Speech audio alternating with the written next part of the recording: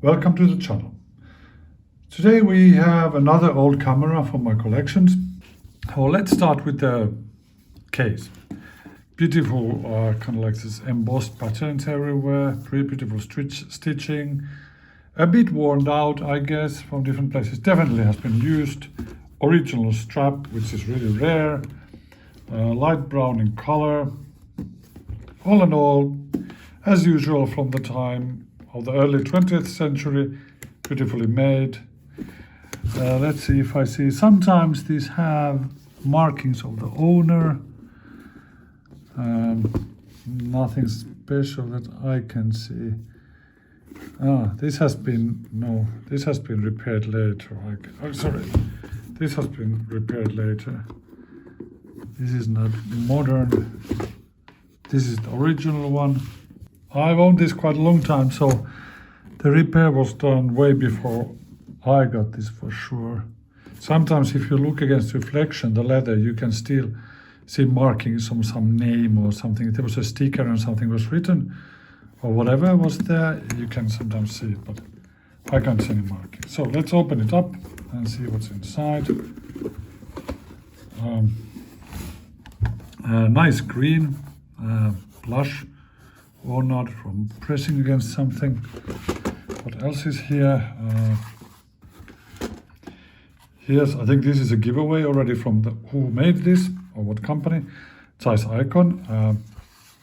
Zeiss Ikon Gelb filter. So yellow filters, still in the original cardboard. I don't dare to remove them. This was basically used to enhance the image, the photograph you took. So if you had a black and white, basically film at the time, you could enhance kind of the contrast, if I understand it correctly, of it with these filters. Nice setting, original box, cardboard. Even the cardboard was like patterned in a way. Golden embossing. Here's even some code 1305/27. This looks a bit like the Zeiss Ikon marking for its products. They always had like numeric codes. So Zeiss Ikon, I will put more about the company to the links in the description. Zeiss Ikon, well, nowadays there still exists a company Zeiss. This was just a branch of their company and it doesn't exist anymore. But this was their camera manufacturing part of the big company. Let's see what else is here. Film holders, metal. Okay, there's some text here. I don't know if you can see 231, 37, I have no idea. Maybe honest markings. It says Zeiss Ikon and then it says a number. We can also see it 665/7. So this again is the typical marking how Zeiss Ikon numbered all their products. There's some text here written P something LUGKU. Again, right? Oh, I feel there's again glass plates. So these are loaded, taken, not taken. I'm not sure. Let's see how many there are. Yeah, there's quite many of them here. Okay, better not touch them as I don't want to get them damaged. Here's the camera. Let's just do the background. So here's the camera itself. So this is a camera which has been manufactured for quite a longer time. If I understand correctly, it's been manufactured from about really early part of the early years of 20th century until at least World War II. And it's called, well, at least one version of the name is called Nettel Presscamera. So it's Zeiss Ikon Nettel. I mean, there was many different manufacturers for this along the way and different naming, and they looked. And I believe there was multiple companies making this. I one time even tried to go to Germany, the place where the first manufacturer of this one was. This camera was the result of one company. I'll put more to the links in the description. The company was bought by another company, and ended up as part of Zeiss Ikon. This was actually a very popular product at the time from Zeiss Ikon. I mean, Goretz had their Ango cameras and a few other brands, which was like popular for press use. And this was one of these popular ones. And they also made different variations of this with the same mechanism. So let's look this a bit closer. Here's the shutter mechanism. This one has a lot less buttons in it. The earliest versions of this Nettel camera had a lot more buttons, but as the years gone by, they designed the mechanism more automatic and adjust directly the shutter speeds in this.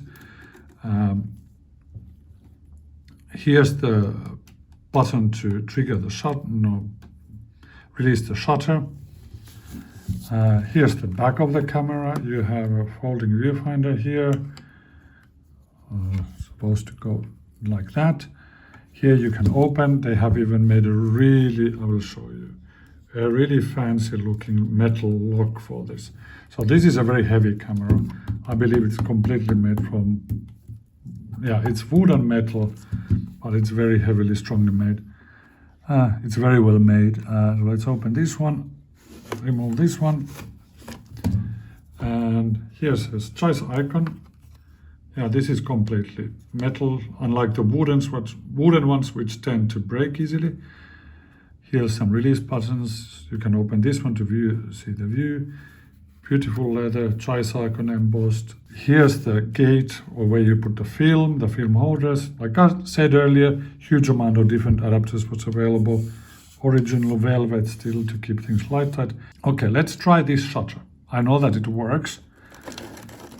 You can see that the gap between the shutter is closed. So this has a very different kind of shutter mechanism than other cameras had, where they had a fixed like open gap there. This one only opens when you push the button. And though it goes so fast, you won't probably be able to see it. So let's try it. And it works. Why this is so colored? Well, this shutter fabric was really bad in the beginning. It had dried out, wrinkled and everything. But I wanted to repair this one. So I took the shutter out, the fabric out. I removed the old destroyed rubber coating and I recoated it myself. Lightproof, works perfectly. I've actually taken peak photographs with this one. And you can see the coloring is a bit weird. I mean, I didn't get it so evenly and some of the material came to this side as well. But I think it's quite perfect now. Yeah, my work is not as good and even the coloring of the coating as it would have been when Zeiss did it. But however, unlike many of this same manufacturer at this age, it works. I'm pretty happy about it. I have taken a few pictures really with this one, but not used it much. Yeah, let's see what else is here. So here's the focusing scale. Unlike with the other cameras where you focus from the lens, this one you focus from this knob. Here's a handle, the traditional place for the tripod attachment. You can see some impressions, so this has definitely been used. But let's open the camera. Here's an original lens cap. It says Carl Zeiss Jena. And one would think that after World War II, Jena usually referred to East German copies of Carl Zeiss products, and not the, I mean, no, they had their patents fights and all kind of stuff after World War II about who owns the right to make the lenses and so on, while the real family company of Carl Zeiss and Zeiss was in West Germany, and the East German, Soviet, whatever based government took over the one in Jena. But this Jena here refers to just that, the original lens factory which they had in Jena before World War II. So this is completely intact. I think the leather strap has gone. Let's put this to the side. This is also missing the frame finder, which is supposed to fold upwards to match the viewfinder behind here. Let's open this one up. Here's a latch and it opens. Let's try now. It's locked in place. Let's move this one up.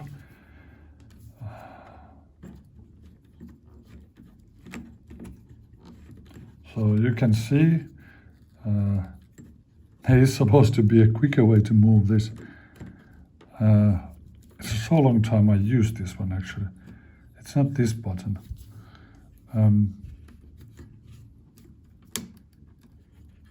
Oh, it's not that one either. No, now it goes. Yeah, now it's latched. And yeah, you can unlatch it from that button. So there was a faster way of doing this. I'm sorry, I've really forgotten how to use this one, but basically, hold on. So now it's focused to infinity, as in the scale. This one shows point, so now it's focused to infinity. So you can here set the distance it's focused to. It says Telexenar 5.5, 30 centimeters, and this one has a tessar, so this one actually has a different lens. So this one has Telexenar, but this model at this point had multiple changeable lenses, and I think this Nettel cameras always had interchangeable lenses. You had a lot of accessories for this, a huge amount of. You could have range finders, flash attachments. You could have all kind of macro attachments here. You could have a magazine, changing films very fast. The selection of all kind of Zeiss originally made equipment was really quite big for this camera. There was macro equipment, telephoto, and you had a set of lenses which you could use, and these scales are made for the different lenses. Here's Mark Telexenar. I don't remember, do I actually have the Telexenar somewhere or not? Probably not. I think I was looking for it, but couldn't find the one which was meant for this model camera. And here's different dimensions for different of these lenses. So it kind of folds, you turn the knob and it moves like this. Let's open this one up and show you how it really works. I will need to put this to a longer shutter speed so that you would be able to see it. There's 1000. There's slower ones. There's 1/7 of a second. 1/3 of a second. Let's try this one. So let's try it.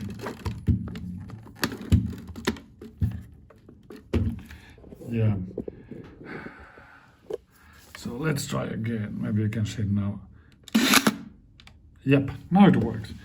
I'm afraid the reality of this camera is that it's been sitting so long time. When I replace the shutter, it needs lubrication for one. You need to always carefully lubricate correct, but it needs lubrication, some maybe clean up from dust, but it definitely needs some maintenance to make it work again. But yeah, there you saw the lens, there you saw the shutter moving around. Better not try my luck too much. I need to, maybe actually I would like to take pictures with it again, at least maybe in the summer, but I think I need to do some maintenance work on this one, considering how old this is. My guess, this individual is from 1920s. So basically it's around 100 years old and hasn't been used almost at all for the last 10 years. So yeah, definitely needs a cleanup. That's my, okay, I'll let it be like this. But theoretically it seems to work quite well. Here's the lens, Zeiss tessar. Front panel is wood here in the back, metal sides, wood front. I have another older version of this one which has metal some parts. Here you can move the lens up and down. Here's the bellows, which are very different. They are like straight like this, different type. Here's the scissored style thing that allows you to move this around. A lot of this was taken apart, reused as other camera parts, combined together. I think one of the things that was wrong with this one is the shutter design itself, because they wanted the shutter to be closed when you wind it, so that you didn't need to think about if you had film or exposed inside or not. But that mechanism, it has kind of like, I don't know, fabric, kind of tapes going around here. So the shutter mechanism is really difficult to repair. I got a lot of help and advice from people. I have actually still original materials to repair one of these. It's not easy to get, not easy to do. The dimensions and thickness of the fabrics used in the shutter were different from that many other cameras. There were a lot of peculiarities in this one, and funny enough, the same shutter mechanism followed into smaller scale, like the Contact series cameras and so on, and Contaflex, TLR and so on. So they used it elsewhere, and they all had kind of the same. It's not a bad shutter, it's just its design principle was very different from that of the other press type or focal plane shutters of the time. I mean, Zeiss did a lot of very peculiar decisions. Many of them were not bad. They were actually excellent devices, very expensive, finely made. I mean, the shutter design was kind of the simplicity of this use is nice. It's very rigid, the front, and I mean, it's very well made. Is it perfect design? I would say no, because of the problems of repairing. I'm not saying the other focal plane shutters of the time are any easier to repair. They both have their problems. I think the difference was that many of the other manufacturers use basically similar mechanism, similar method, similar other stuff, how it works. Zeiss, they wanted to do things their own way. This is actually probably one of the oldest cameras that I have that I can still take pictures with. Anyway, thank you for watching. Please like, subscribe and all that stuff, and I guess smash the bell or whatever to get alerts of my videos, and see you in next video.